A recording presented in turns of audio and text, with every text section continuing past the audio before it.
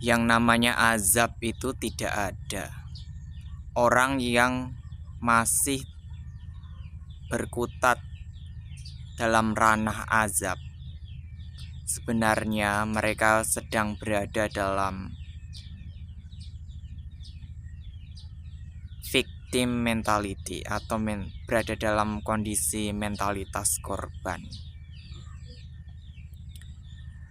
Katakanlah kalau memang pada masa dahulu berbagai macam bencana yang ada dalam kitab-kitab itu seperti yang terjadi pada Sodom dan Gomorrah ataupun yang terjadi pada kaum Nabi Hud dan lain sebagainya itu adalah sesuatu yang nyata, namun itu tidak ada hubungannya dengan azab. Itu bukan bentuk kemarahan dari dewa tertentu, atau dalam agama Abrahamik menyebutnya sebagai Tuhan kemarahan, Tuhan azab dari Tuhan. Sebenarnya itu adalah sesuatu yang normal, sesuatu yang alamiah, merupakan bagian sistem dari alam semesta. Jadi alam semesta akan menyeimbangkan dirinya sendiri. Ketika di dalam mentalitas kolektif manusia itu telah mengakumulasikan energi negatif yang dihasilkan dari pikiran, perasaan, ataupun perbuatan, dan energi negatif tersebut sudah terakumulasi di alam, secara otomatis energi tersebut akan termanifestasi dalam bentuk bencana. Nah, bencana alam ini sebenarnya adalah sesuatu yang diciptakan oleh manusia secara kolektif itu sendiri. Jadi bukan azab dari sosok-sosok tertentu. Nah, kenapa energi negatif tersebut termanifestasi sebagai bencana alam? Itu adalah upaya semesta untuk menyeimbangkan energi yang ada di alam, ya. Jadi energi negatif dari mentalitas kolektif termanifestasi sebagai bencana atau kekacauan. Kekacauan tersebut dimaksudkan agar memperbaharui energi yang ada di alam, menghancurkan sistem yang sudah lawas, sistem yang sudah tidak lagi melayani perkembangan jiwa manusia, menghancurkan manusia dalam tanda kutip, ya, manusia yang tidak berkontribusi pada perkembangan evolusi kesadaran kolektif. Memang benar pada fenomena-fenomena seperti kehancuran kota Sodom dan Gomorrah ataupun yang terjadi pada kotanya Nabi Hud, kemudian yang terjadi pada kotanya Nabi Saleh, yang terjadi di Atlantis atau Lemuria, semuanya itu sebenarnya adalah manifestasi dari energi negatif dari orang secara kolektif, ya. Tapi biarpun begitu, ada para titah atau kita sebut saja dewa dewi atau entitas yang lebih maju, ya, seperti itu, yang memproses hal tersebut. Jadi semisal yang terjadi di Sodom dan Gomorrah, jadi katakanlah jika memang peristiwa tersebut ada, benar terjadi, ya, itu tidak ada hubungannya dengan azab dari Tuhan agama Abrahamik, melainkan itu adalah akumulasi energi negatif dari mentalitas kolektif manusianya. Itu yang pertama. Yang kedua adalah ada titah-titah tertentu atau apapun itu sebutannya, ya, ekstraterestrial, makhluk yang lebih maju, makhluk yang lebih berkesadaran, dewa-dewi, malaikat, atau apapun itulah, ya. Mereka adalah titah-titah yang memegang kuasa untuk memandu, mengontrol, mengawasi dan memastikan proses tersebut berjalan dengan sebagaimana mestinya. Jadi para titah ini menerima titah langsung dari Sang Kesadaran Agung ya. Sang Kesadaran Agung dari alam semesta ini. Jadi masing-masing akan menerima titah dan mereka digerakkan sesuai dengan titah tersebut. Apakah sama saja itu disebut sebagai azab?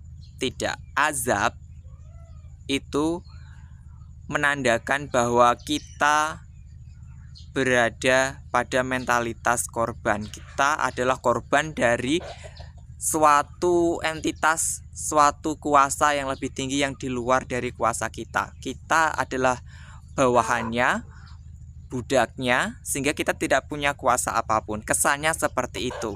Ya, azab.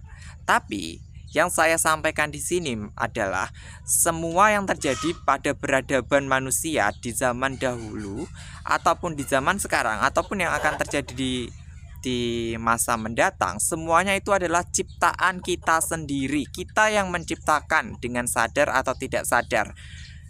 Kita menciptakannya bersama-sama ya, secara kolektif. Semua terjadi seperti itu dari zaman Atlantis, Lemuria, Mesopotamia dan sebagainya macamnya, zaman Sodom Gomora, zaman Pompei, alas semacam, semua itu semua diciptakan oleh kita sendiri. Kita sebagai manusia menciptakan itu secara kolektif dengan perkataan, perbuatan dan perilaku kita sendiri. Nah, itu menghasilkan energi yang terakumulasi kemudian itu direkam oleh semesta, direkam oleh kesadaran semesta sebagai data ya, sebagai desain, grand design atau purwarupa kerangka suatu kejadian atau skenario suatu drama. Nah, skenario ini dalam tanda kutip ya, kemudian akan diimplementasikan. Siapa yang mengimplementasikan?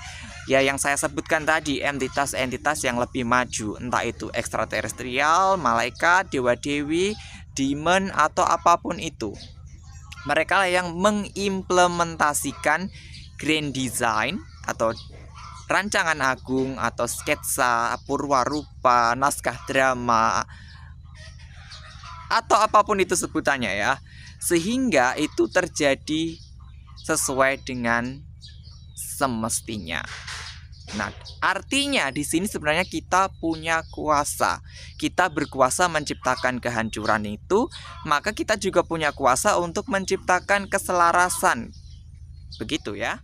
Jika kita sudah lepas dari kondisi mentalitas korban, lepas dari pemikiran mengenai azab bahwa oh jangan berbuat seperti ini nanti diazab Tuhan. Nah, oh tsunami itu azab dari Tuhan, oh gunung meletus itu azab dari Tuhan, gempa bumi azab dari Tuhan, hujan api dan belerang itu azab dari Tuhan. Kita harus lepas dari mentalitas yang seperti itu ya. Kita harus melepaskan diri dari mentalitas korban. Kita harus melepaskan diri dan berdaulat sebagai makhluk yang berkuasa atas kehidupan kita sendiri, yang berkuasa atas realitas kita sendiri. Kita bisa menciptakan kehancuran itu dengan sadar atau tidak sadar. Secara kolektif kita menciptakannya bersama-sama.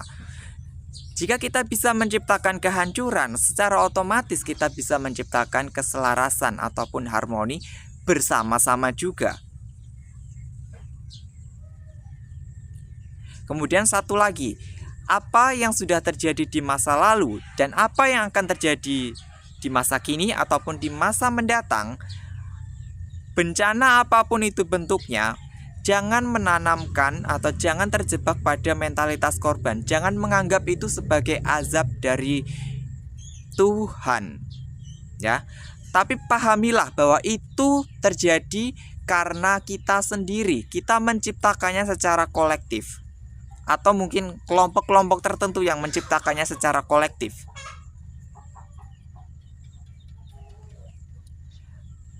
ada tujuan kenapa kelompok ini menciptakan yang seperti itu, menciptakan bencana alam, kehancuran.